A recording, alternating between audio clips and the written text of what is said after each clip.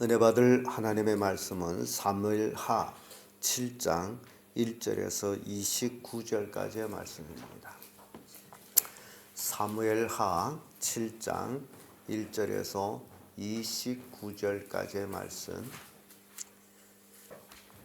찾으셨으면 교독합니다. 제가 먼저 읽습니다.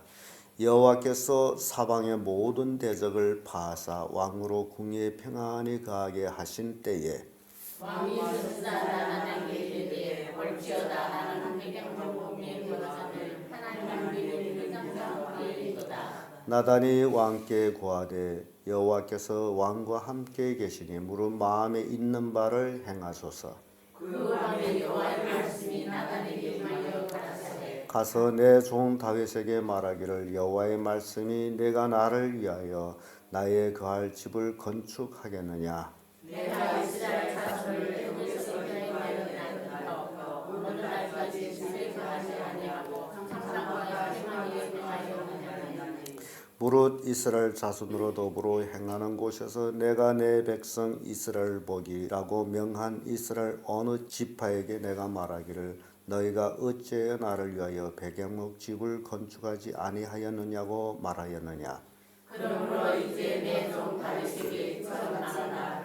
만군의 여호와께서 이스라엘 말씀하시기를 내가 너를 목장으로 양을 가지고 있을 취하여 내 백성 이스라엘을 지도자로 삼고 내가 어디를 가든지 내가 너와 함께 있어 내 모든 대적을 네 앞에서 멸하였은즉 세상에서 존귀한 자의 이름같이 내 이름을 존귀케 만들어 주리라. 내가 또 내 백성 이스라엘을 위하여 한 곳을 하여 저희를 도시로 저희로 정착하신 곳에 거하시어 가시 양이라 악한 이로전과 같이 저희를 해치게 하여 전에 내가 사사를 명하여 내 백성 이스라엘 다스리던 때와 같이 않게 하고 너를 모든 대적에서 벗어나 평안케 하리라. 여호와가 또 내게 이르노니 여호와가 너를 위하여 집을 이루고 예수와 이삭과 예수와 함께 살 때에 내가 네 몸에서 날 사실을 네 뒤에 세워 그 나라를 영원케 하리라. 저는 내 이름을 위하여 집을 건축할 것이요 나는 그 나라 위에 영영이 경고케 하리라.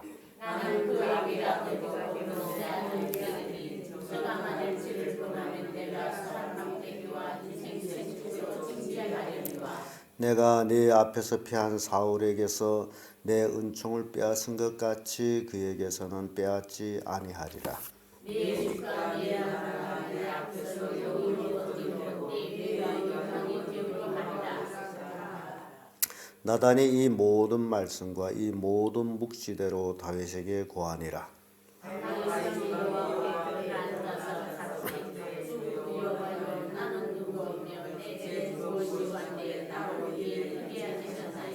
주 여호와여 주께서 이것을 오히려 적게 여기시고 또 종의 집에 영구히 이를 말씀하실 뿐 아니라 주 여호와여 인간의 규례대로 하셨나이다.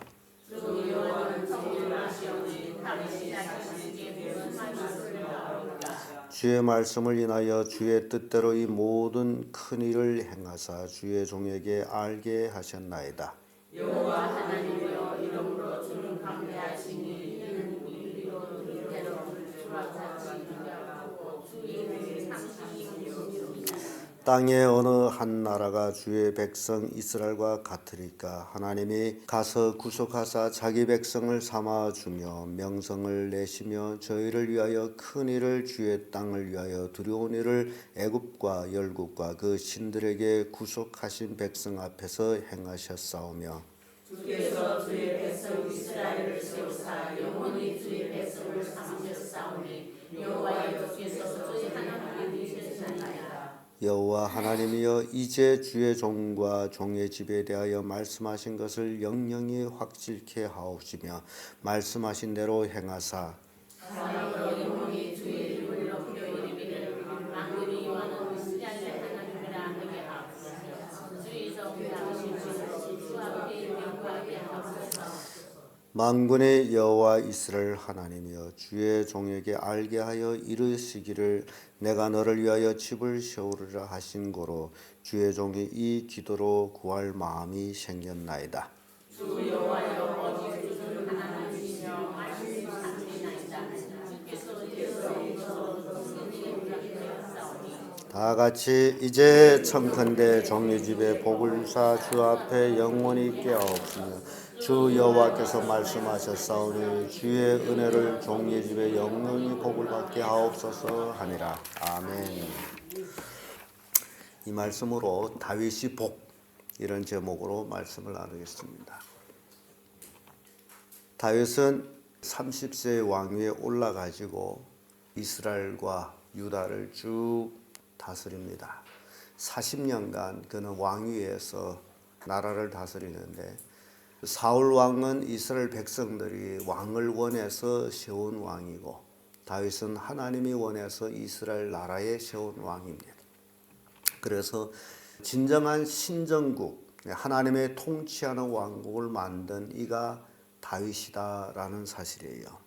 그래서 하나님께서는 다윗하고 마음이 맞기 때문에 다윗 나라를 영원히 있게 하리라고 말씀하시는데요. 그리고 다윗이 앞에 있는 모든 대적을 파하고 다윗에게 평안을 주고 그리고 다윗은 하나님을 향한 마음으로 살아가고 있는 그 모습을 우리가 방금 읽은 말씀 통해서 이제 알 수가 있습니다. 그래서 그 속에서 하나님이 다윗에게 복을 주셨는데 그러면 다윗이 복이 어떤 복이냐? 오늘날 많은 사람들이 하나님을 믿는다면 뭐 자녀가 잘 되고 물질적으로 풍요롭고 건강하고 이런 복을 바라는 그것이 복이냐 아니면 다른 무엇이 복이냐라는 것을 우리에게 교훈하고 있습니다.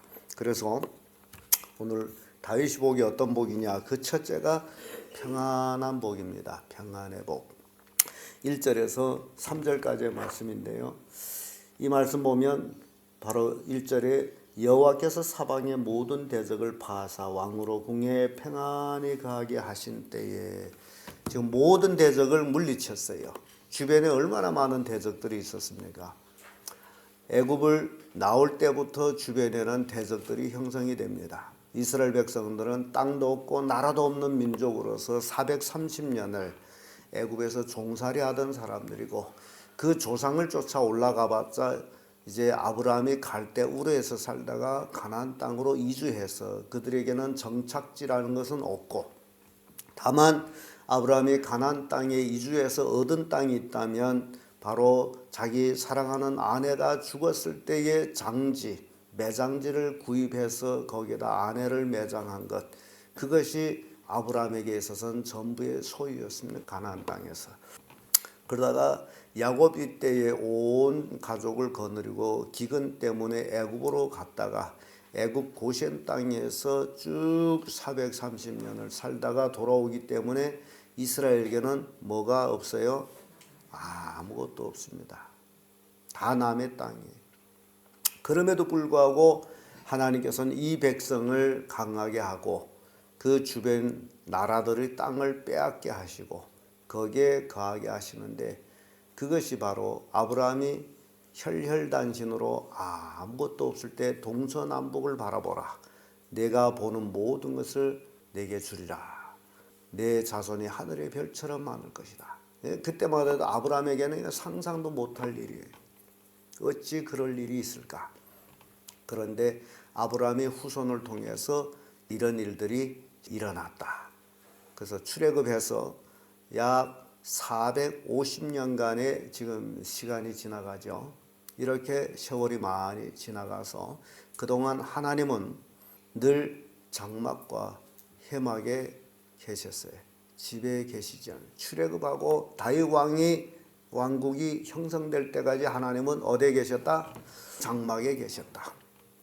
장막 회막에서 이제 450년간을 이렇게 지내는데 다윗이 이제 하나님의 은혜로 대적을 다 파하고 나서 굉장히 평안하게 지냅니다. 이때 다윗의 모습을 보게 되면요. 2절에 다윗이 선지자 나단에게 이르되 볼지어다 나는 백영묘 궁에서 거하거늘 하나님의 교회는 회상 가운데 있도다.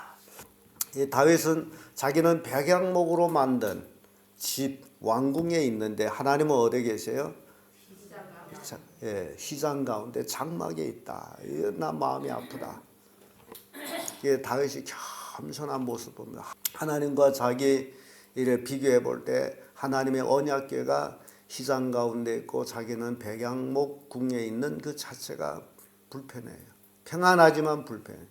그래서 나단 선지자를 불러서 한 말이에요. 그랬더니 나단 선지자가 또 참 다윗에게 용기를 줍니다. 하나님이 왕과 함께 하심으로 소원대로 하세요. 다윗이 소원이 뭐예요? 하나님의 집을 짓는 게 소원이에요. 이 얼마나 아름다운 소원을 가지고 있느냐라는 겁니다.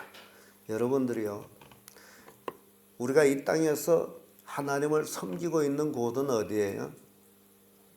교회입니다. 우리 교회 건물은 뭘 위해서 쓰임을 받고 있어요? 여기가 오락 장소입니까? 술 먹고 떠들고 흔들어대는 곳이에요? 여기는 뭐 하는 곳이에요? 오로지 하나님께 예배하기 위해서 준비된 곳이에요. 이걸 놓고 구별됐다라는 거예요. 그러니까 여러분들이 교회에 와서 세상적인 일을 한다면 그것은 하나님에 대한 경외심이 없다라는 거예요. 교회에 와서는 주를 위한 일을, 주님을 경배하기 위한 일을 해야 된다. 우리 교회 안에 있는 모든 시설들은 뭘 위해서 준비된 거예요? 예배를 위해서 준비된 거예요. 세속을 위해서 준비된 게 아니에요. 그러니까 여러분들이 정말 다윗 마음과 같은 그런 마음을 가지기를 바랍니다. 오로지 이 땅에서 구별된 땅은 이 예배당인데 여기 와서 우리가 하나님께 온전히 예배를 드린다. 그러면 이 예배당 전체 이 울타리 속에서 여러분들은 이 속에서 하나님을 섬기는 그 습관을 가져야 돼. 어디에 쓰레기 있다면 금방 치워버리고 풀이 났다면 뽑아버리고 아무튼지 하나님을 섬긴다라는 그 다윗의 마음을 가지고 우리가 행해야 됩니다. 그것이 하나님께서 우리를 기쁘시게 봐주는 그 마음이에요. 하나님이 다윗을 기쁘시게 봐준 거 바로 그거예요. 나는 백양목에 있는데 집에 있는 궁에 가는데 하나님은 아직도 장막 휘막 속에 있다. 하나님이 다윗을 기뻐한 게 바로 그 모습이에요. 그러니까 여러분들도 하나님 기뻐하게 하기 위해서는 늘 예배당에 와서 집에서 쓸데없는 시간으로 허비하지 말고 주를 위해서 먼지를 닦든지 청소하든지 풀을 뽑든지 기도하든지 이런 그 삶의 연속이 굉장히 중요하다는 겁니다. 이 예배당 안의 모든 시설들은 누구를 위해서? 하나님께 예배하기 위해서 준비된 시설들이다. 그래서 아끼고 보살피고 그러는 거예요. 청년들이 예배당 와서 와이파이 있다 해가지고 그 와이파이 갖고 세상 노름한다면 그것은 잘못된 거예요. 왜 예배당에 와이파이를 안장했어요? 인터넷에 하라고 놓은 게 아니에요. 우리 예배 위해서 어떤 동영상을 사용하거나 또 우리 여기 감시 카메라가 와이파이를 통해서 이제 보여지거든요. 그래서 놓은 거지 집에서 세상놀이 인터넷에 하라고서 와이파이 놓은 게 아니에요. 그렇다면 와이파이 교회는 필요가 없어요. 없애버리는 거예요. 여기는 구별된 곳으로 오로지 누구만 위해서? 주를 위해서 쓰기 위해서 준비된 건데 자기 사사로이 자기를 위해서 쓴다면 그건 잘못된 삶이라는 거예요. 이 다윗의 마음속에서 우리가 이런 것을 봐야 돼. 다윗은 평안할 때 하나님을 생각해요. 많은 사람들이 평안할 때 죄질 생각을 하죠. 이게 다르다. 그걸 우리에게 보여줍니다. 두 번째로 다윗의 복은 하나님이 함께하는 복이에요. 4절에서 17절까지의 말씀인데요. 하나님은 다윗의 그 마음에 나단 선지자에게 말씀을 주어 가지고 다윗에게 말씀을 전하게 합니다. 내가 근 450년간 하나님의 법궤가 장막에 거했지만은 누구 보고 어느 지파에게 나 집을 재달라 한 적이 있느냐? 네가 나를 위해서 집을 짓겠느냐? 그런 얘기야. 지금까지 하나님 집이 지금은 필요 없다. 그 얘기 필요하면 언영 이제 짓는 거죠. 그래서 하나님은 다윗을 축복해서 내가 네 나라를 경고케 하리라. 12절에 와서 내 수완이 차서 내 조상들과 함께 잘 때 내가 내 몸에서 날 자식을 내 뒤에 세워 그 나라를 경고케 하리라. 이 다윗의 나라가 경고케 하리라. 그래서 이 다윗의 나라가 경고케 된다라는 건 단지 다윗 아들 솔로몬이 왕이 올라서 경고케 그런 얘기가 아니에요. 마태복음 1장에 보면 아브라함과 다윗과 예수 그리스도의 세계다라는 말씀이 나오죠. 바로 그거예요. 다윗의 나라가 경고하리라는 것은 다윗을 통해서 예수 그리스도가 오고 예수 그리스도가 이 땅에 와서 하늘나라 왕국을 세우는 것. 거기에 연관돼서 하는 얘기예요. 그래서 이것이 다윗의 나라가 경고케 되는 것. 다윗의 홀이 계속 이어지는 것. 이게 축복이라는 것. 그리고 15절에 와서는 하나님께서 은총을 옮기지 아니하라. 사울을 패한 것처럼 그 은총을 옮기지 않을 것이다. 사울이 한 번 죄를 지어가지고 하나님이 폐위시켰습니다마는 그러나 이제 내 자손에게는 그러지 아니하라. 은총을 거두지 아니하라. 이러한 그 놀라운 축복의 말씀을 다윗은 나단 선지자를 통해서 듣습니다. 아주 기가 막힌 축복의 말씀이에요. 이게 하나님이 함께하는 복이라는 거예요. 여러분, 이 땅에서 잘되고 못되고 그게 중요한 게 아니라 하나님이 나와 함께하느냐 안 하느냐가 중요하다라는 겁니다. 이게 굉장히 큰 중요성을 가지고 있습니다. 그러니까 여러분들이 늘 하나님과 함께하는 삶을 사십시오. 그게 축복이에요. 그게 복이에요. 이 땅의 복이에요. 무엇을 먹을까, 무엇을 입을까, 무엇을 마실까 이것 때문에 고민하고 살아가는 사람보다 더 불쌍한 사람은 세상에 없습니다. 하나님은 우리 인간을 향해서 그것 때문에 고민하라고 말씀하지 않습니다. 그것들은 다 누가 구하는 것이라 그러죠? 이방인들은 누굽니까? 불신자들 구하는 것이다. 그러면 그리스도인들이 무엇을 먹을까, 무엇을 입을까, 무엇을 마실까만 매일같이 고민하며 살아간다면 도대체 누구라는 거예요? 믿지 않는 자다. 그예요. 불신자라는 얘기입니다. 여러분 정말 하나님 믿는 사람입니까? 그렇다면 그것을 고민하는 게 아니고 어떻게 하면 하나님을 기쁘시게 할까? 거기에 고민하라는 거예요. 그래서 너희는 그 나라와 그 의를 구하라. 그리하면 이게 중요한 얘기예요. 하나님 나라와 그 의를 우리가 매일같이 구하는 삶을 살아가면 그리하면 이 모든 것이 뭡니까? 먹고 마시고 입는 것 너에게 더하시리라. 더한다는 얘기 뭐예요? 본래 요만큼 필요한데 이만큼 준다는 얘기예요. 이게 더하다. 영어로는 그 보너스라는 얘기인데요. 본래 요만히 받아야 되는 장래로 더 준다. 이 복을 받고 살아야 돼. 그게 그리스도인들이에요. 근데 밤낮 뭘 먹을까, 무엇을 먹을까, 무엇을 마실까 거기만 고민해가지고 하나님이 기뻐하는 일은 뒷전이고 그렇게 살다 보니 평생 어떻게 되죠? 평생 그렇게 산단 말이죠. 그러지 말라. 믿음의 사람은 그러지 말라. 하나님이 주시는 복을 받고 살자 그 얘기예요. 끝으로 다윗의 복은 기도의 복이에요. 기도한다는 게 정말 큰 축복입니다. 하나님은 기도 안 하는 자를 멸절하겠다 했어요. 그런데 기도한다는 것은 하나님을 구한다는 것이고 하나님을 인정한다는 것이고 하나님을 높이는 것이에요. 그래서 여러분 기도한다는 것은 엄청 큰 축복입니다. 18절에서 29절까지 쭉 다윗의 기도가 나옵니다. 18절에 이런 말씀이 있죠. 다윗 왕이 여호와 앞에 들어가 앉아서 가르되 주 여호와여 나는 누구오며 내 집은 무엇이간데 나로 이에 이르게 하셨나이까. 이 다윗이 겸손하게 하나님 앞에 기도하는 나가 뭡니까? 나 같은 존재를 이렇게 쓰십니까? 하는 얘기예요. 겸손하게. 그러면서 19절 20절에 다윗의 감사가 나오죠.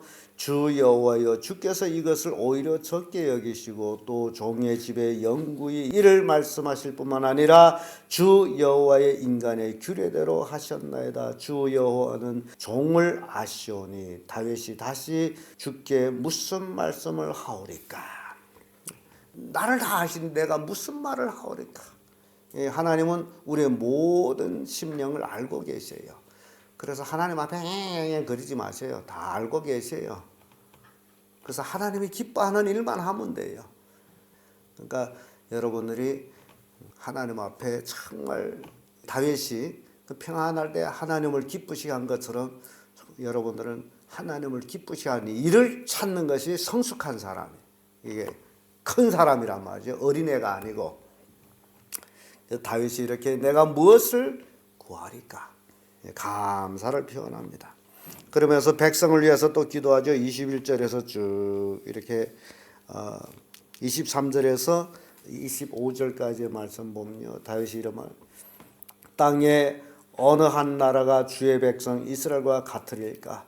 하나님이 가서 구속하사 자기 백성을 삼아주며 명성을 내시며 저희를 위하여 큰 일을 주의 땅을 위하여 두려운 일을 애굽과 열국과 그 신들에게 구속하신 백성 앞에서 행하셨사오며. 이스라엘 백성은 꼭 뭘 얘기하느냐면 출애굽 사건을 잊지를 않습니다. 이걸 꼭 얘기해요. 늘 그것이 반복이 돼요. 왜냐하면 여러분들도 꼭 마찬가지예요. 꼭 여러분들 잊지 말고 얘기해야 될 것은 내가 죄인 되었을 때 예수께서 나를 구원하기 위하여 십자가에 못 박혀 죽으셨다. 그래서 내가 예수 믿음으로 하나님의 자녀가 됐다는 얘기를 여러분 빼면 안 돼요. 이것만은 꼭 얘기. 이스라엘 백성들이 역사를 회고할 때마다 애굽에 430년 종살이하다 하나님의 큰 능력으로 애굽을 나온 얘기를 빼지를 않습니다. 귀에 못이 박이도록 그 얘기를 하고 있어요. 왜냐하면 그 사건이 구속의 사건이란 말이에요. 그에 비할 때 우리는 마찬가지예요. 우리는 예수 그리스도의 십자가 보혈을 빼놓을 수가 없어요. 설교 때마다 예수 그리스도의 십자가 보혈을 얘기하는 거예요. 왜냐하면 그것이 귀에 못이 박히도록 그게 복음이고 그것이 우리의 자랑이 되기 때문에. 다윗도 마찬가지예요. 구속사를 빼지 않고 이스라엘 백성을 향해서 얘기하고 나서 그리고 다윗이 마지막 기도는 하나님을 찬양하는 거예요.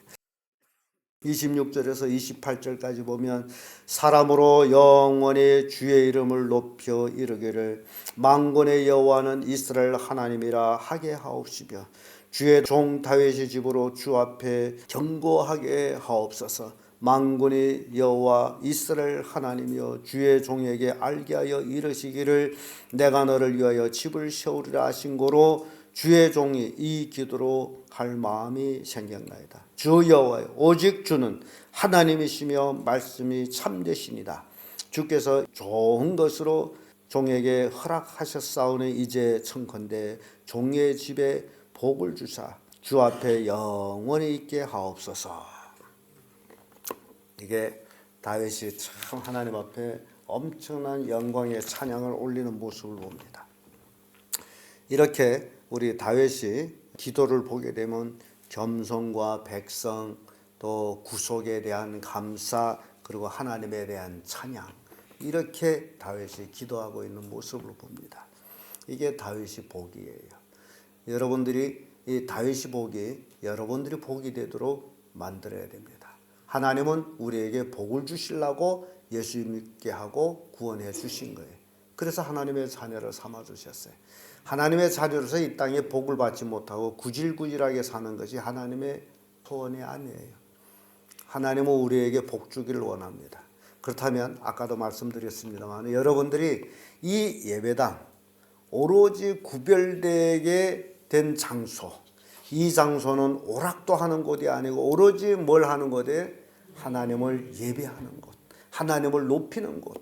그렇기 때문에 이 예배당 안에 있는 모든 풀 하나, 나무 하나일지라도 정말 사랑하는 마음으로 가꿔야 된다는 거예요. 그러니까 우리는 몸을 움직여서 하나님을 영화롭게 하는.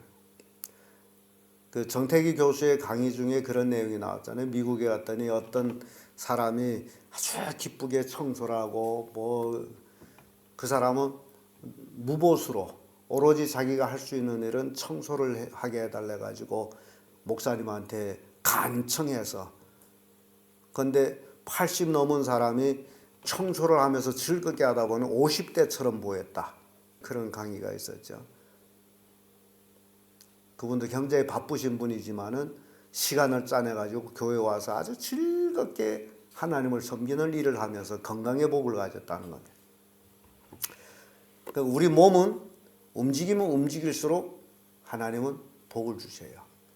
가만히 몸을 아끼면 아끼면수록 이 몸은 죽어갑니다.